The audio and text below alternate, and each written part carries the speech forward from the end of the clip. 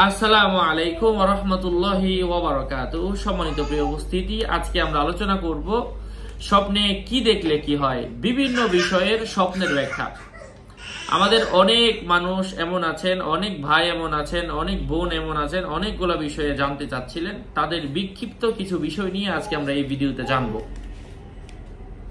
স্বপ্নে কেউ যদি আগুন দেখে তাহলে ধনবান কোনো নারী অথবা পুরুষের সাথে বিবাহ হওয়ার সম্ভাবনা রয়েছে। ঘর বাড়িতে যদি কেউ আগুন লেগে যেতে দেখে, চাকরিজীবী হলে চাকরিতে প্রমোশন হওয়া, আর্থিক ক্ষতি হওয়া, বিপদে পড়া, এই জাতীয় অনেক কিছু বুঝিয়ে থাকে।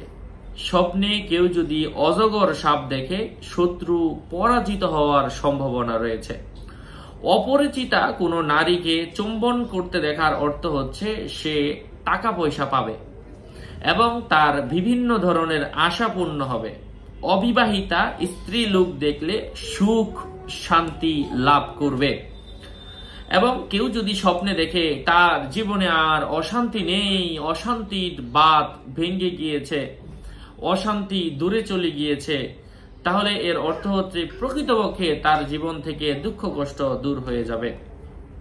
স্বপ্নে যদি কেউ আঙ্গুলি দেখে, আর্থিক ক্ষতি হবে এবং তার আশাগুলা নিরাশায় পতিত হওয়ার সম্ভাবনা রয়েছে।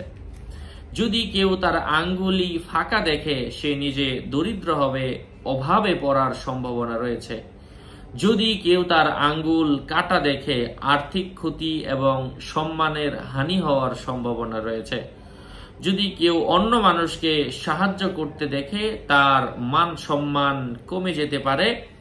যদি কেউ স্বপ্নে অল্প মাল দেখে, অল্প টাকা পয়সা দেখে, সচ্ছলভাবে জীবনযাপন করার সম্ভাবনা রয়েছে।